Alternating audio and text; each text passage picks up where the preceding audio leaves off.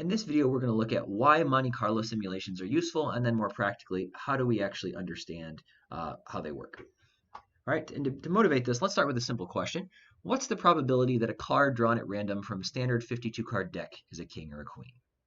Now, if you've taken some probability before, you know that this isn't a particularly hard question. All we have to do is determine how many kings and queens there are in the deck, and then divide that by the total number of cards, and that will give us the probability.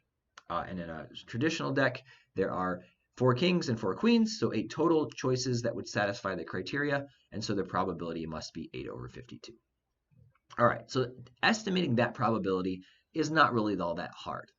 But if we change the question just a little bit, the question becomes significantly more complicated. So if we instead ask, how many cards do you need to draw at random from a 2-card deck before 2 kings or queens are drawn? Notice that's going to be a lot trickier because the answer, well, it's going to involve adding up a whole bunch of different possible ways that could be achieved. You could draw 2 kings and queens right off the bat, or you could draw a king and then not a king and then another king, or you could draw 3 or 4 cards that weren't kings or queens and then draw one of them. The point is, there are many, many different combinations of events that would lead to that particular outcome of drawing 2 kings or queens. And worst case scenario, we may need to draw, well, all of the cards in the deck that aren't kings and queens before the kings and queens start to appear. It's not likely that that will happen, but it is a possibility. And so computing this sort of probability by hand, although it is possible, would require a lot of work. And you would need to use some tools from a branch of math called combinatorics, which involves counting up all the different number of ways that a combination of things can happen.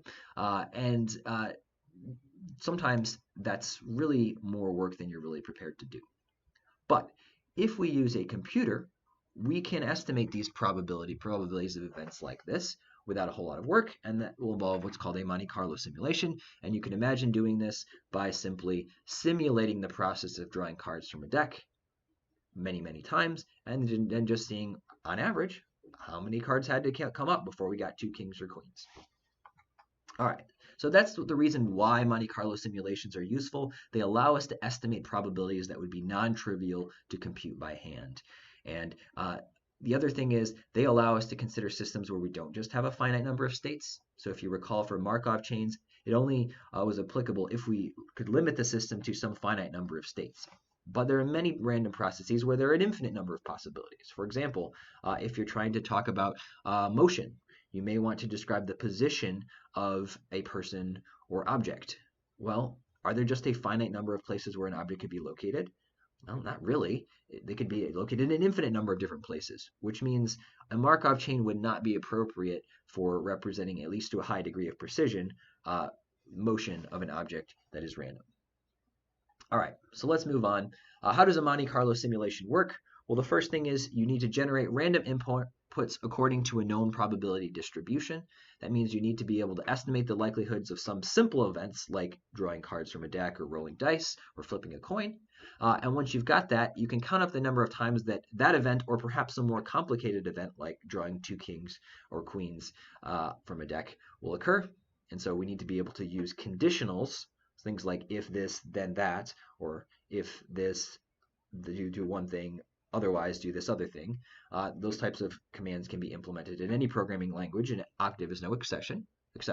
But if we can do those sorts of things, then we can then start to count up how often did the event that we're interested in actually happen. And then once we've got that, we can run this experiment many, many times, and we can use the frequency and the number of trials to estimate the probability. So if I ran my experiment 100,000 times and 1,000 times the event that I was interested in occurred, then we would say that the probability is probably about 1 out of 100. And then once you've got those estimates for the probability, we can start to use that to make inferences and predictions about what we're actually interested in. All right, now this is a particularly useful technique when the true probability is impossible to compute. In fact, I mentioned here an example, approximating integrals. You can actually use Monte Carlo simulations to estimate area under a curve. Essentially what you do is you just say, here's my curve, there's f of x. All right, and I want to know what's the area under the curve between x equals a and x equals b. Well, you can imagine generating random numbers within a box count up how many of them lie below the curve, how many of them lie above the curve, and if you look at the proportions of those can be used to estimate integrals, where some integrals are very, very difficult for us to compute by hand, but we can estimate the area without having to do any calculus, just by counting up dots below and above a given curve. All right, so what can we learn from a Monte Carlo simulation? Well, the simplest thing that we've mentioned thus far is we can estimate the probability of an event, and we do that by repeating the experiment many, many, many times. Sometimes we're not interested in probabilities, though. We might be interested also in the average outcome. We'll talk in a couple of days about simulating the value of a retirement portfolio. And what you might be interested in determining is how much on average would I expect to have, given that the returns in the stock market are random. Do I think that I will be able to retire comfortably or not? Do I expect that? And so the expected value, or the average outcome, is something we can compute by just running the experiment and then averaging over all the different experiments. And then lastly, and perhaps the most useful thing that we can compute, is the probability distribution of all possible outcomes. So rather than estimating the probability of just one event, if you keep track of all of the different events, you can estimate the probability of anything. And we can write down a nice distribution, which gives us probabilities for a wide variety of different events. And we'll talk about how we can actually do that later on. Okay, so I've used this term probability distribution, but I suppose it would be a good thing to define, since not all of you have taken probability. So a probability distribution is a function that assigns a probability to every possible output of a random variable. And they come in two flavors. They come in continuous or discrete flavors. Most of the ones that we'll be looking at are going to be discrete probability distributions, where it's just assigning a number to each possible outcome out of a finite number. But there are situations where you have a continuous variable that's random, in which case you can actually come up with a nice smooth function that takes in a value of the output of some random process and assigns a probability to it. All right, now the natural way that you can estimate a probability distribution is to use what's called a histogram. In a histogram, you graph the random variable on the x-axis, and you count up the number of outcomes and display that on the vertical axis. In this case, I've got a plot on the right here that shows the number of heads out of 50 coin flips. And so what I did here is I simulated 50 coin flips, and then each time I did that, I added 1 to the count. And so if I got 25 heads out of 50, then that would add 1 to the bar located at 25. And if I do that thousands of times, then you'll see that certain outcomes come up more often. Like you're much more likely to get 25 or 26 or 24 heads when you're flipping 50 coins than you are, say, 35 heads and 15 tails, or vice versa. Right? So by counting up the frequencies of each event and drawing a little bar to represent each different outcome, we can see the shape of the distribution. And the taller the bar, the more likely the event, and the shorter the bar, the less likely it is. Okay? And there's actually a command in Octave to do that. If you have a list of outcomes stored in a vector x, so in this case, when we're simulating coin flips, x would contain the number of heads. So maybe there's 25, 25, 26, 12, 13, 74, whatever different outcomes there are. Some of those aren't actually possible with 50 coin flips, by the way, or would be incredibly unlikely, but you get the point. All right, so you have this list of the different outcomes, and then if you just say HIST parentheses x, it will actually generate a nice plot like the one above, and you can use that to get against a sense of the shape of the distribution. And if you want to turn those frequencies, which are just numbers of occurrences, into probabilities, all you have to do is divide the heights of the bars by the number of experiments. So in this case, I think I did 1,000 experiments. You see that some of the bars have a height of around 100, which means the probability of getting exactly, say, 24, 26, 25 heads looks like it's around 1/10. Okay? So a histogram is an incredibly useful tool for visualizing the outcomes of repeated experiments. And once we've got those visualized, we can actually compute the probability distribution. All right. So I've mentioned random numbers, but how do we actually use random numbers? Well, it's important to recognize that randomness is actually a rather elusive notion. So it's not the same thing to just say, hey, I'm thinking of a number and call that random. Sometimes we use that type of language colloquially, but a haphazard number is not the same as a random number. So a random number is a number, well, usually is not actually a single number, but rather a sequence of numbers. And the sequence has the following properties. The numbers within the sequence are typically called uniform and random if all of the numbers that are allowed, so all of the different outcomes that we're interested in, occur with equal frequency. So in this case, if you're generating random integers, maybe between 1 and 10, that means 1 should come up as often as 10, and 2 and 3 and 4 and all the numbers in between. So that's the uniform part. And then random refers to the fact that each element of the sequence should be independent of the numbers that came before it. In other words, if I know that I just got a 2 on the last draw, it should tell me absolutely nothing about what the next one is going to be. Now, although that sounds like a very simple idea, in practice, it's not all that easy to generate random numbers, especially using a computer. And it's not even easy to tell if a sequence of numbers is random. Just because you can't tell that there's a pattern doesn't mean there isn't actually a pattern to them. So you can try to generate random numbers with a computer, but computers are not random. They are deterministic. They follow a set of instructions exactly. And so computers don't actually generate random numbers, but what they can give us are what are called pseudo-random numbers, which are numbers that behave randomly, and the pattern is essentially so complicated that it would be, for all practical purposes, impossible for us to identify the pattern. So there is a pattern there. There's no true randomness within the computer, but they satisfy enough statistical tests of randomness that we can use them as an approximation for random numbers. All right, and one of the ways that you can do this is to use a chaotic process. Like we looked at the logistic equation earlier in the semester, and we saw that some of its outputs look random. Well, you can use equations like that to generate random, or rather pseudo-random numbers as part of your programming language. All right, so that's pseudo-random numbers. How do we do that in MATLAB or Octave? Well, MATLAB and Octave provide 3 basic functions for generating random numbers. The first is the function called rand. Rand generates numbers that are uniformly distributed between 0 and 1, and they are decimals. And so if you were to plot, say, a histogram, you generate 100 or 1,000 or many of those numbers. What you'd see is something like this plot in the top right here. You'll notice that all of the bars between 0 and 1 are approximately the same height, which means that the numbers between 0 and 0.01 are equally likely to occur as the numbers between 0.4 and 0.41. In fact, if you pick any range of numbers in there, they should be equally likely to occur in the long run.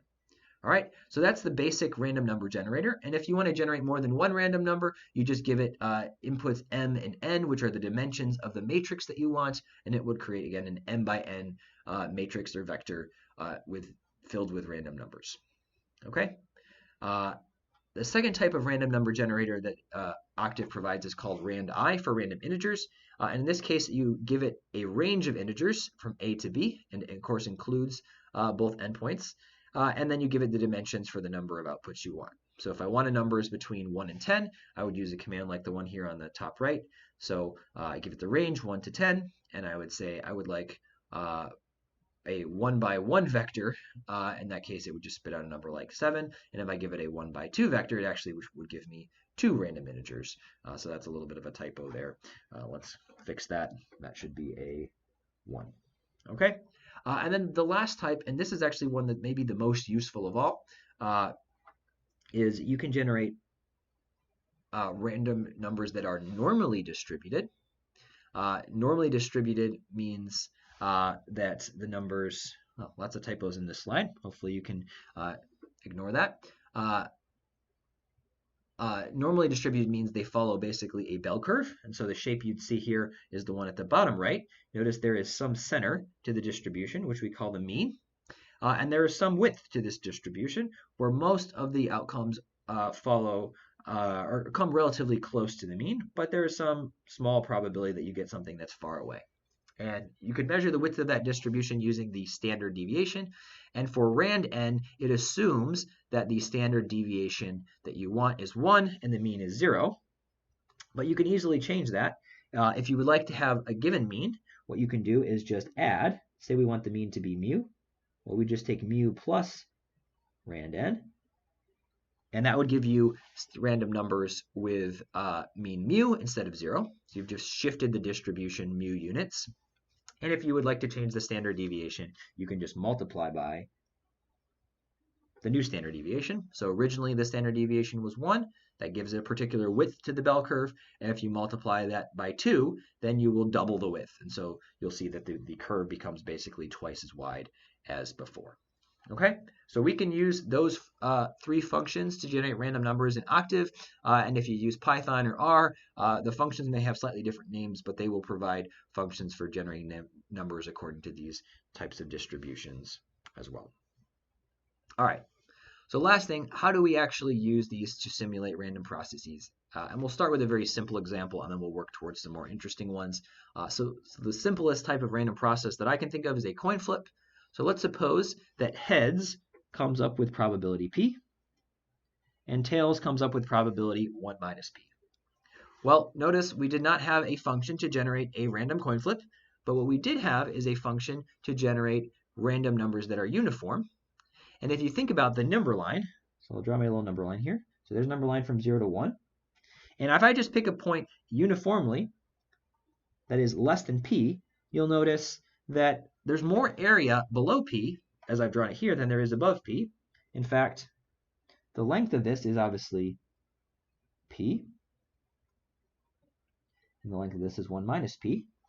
And so if, again, I'm picking random numbers uniformly along that line, the probability that I land below p is exactly p, and the probability that I land above p is 1 minus p. It's just equal to the length. And so what we can do is we can generate a uniform random number by typing rand, and then we can say that if r is greater than p, that must represent tails, and if r is less than p, we'll call the flip heads. And so a simple MATLAB program would look something like this. We'd say r equals rand. So rand generates the number, and we'll now save it to the variable r.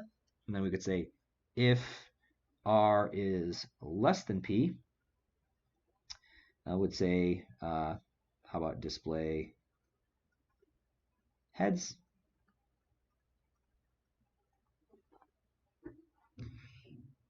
All right, so if r is less than p, then we will call it heads. Otherwise, display, I'll just go up here, display tails, and then I would end this statement. And so here we've got an if statement. In MATLAB and Octave, the keyword if, it begins that, else gives you the alternative. So if the statement is true, we will execute the commands below if. If the statement is false, then we'll do the commands after else. And so this simple program would either print out the message heads or tails based on a random number r, with heads coming up with probability p and tails with probability 1 minus p. Okay, so if you remember at the beginning of the semester, I posted some tutorials for Octave and MATLAB, and some of those had to do with conditionals.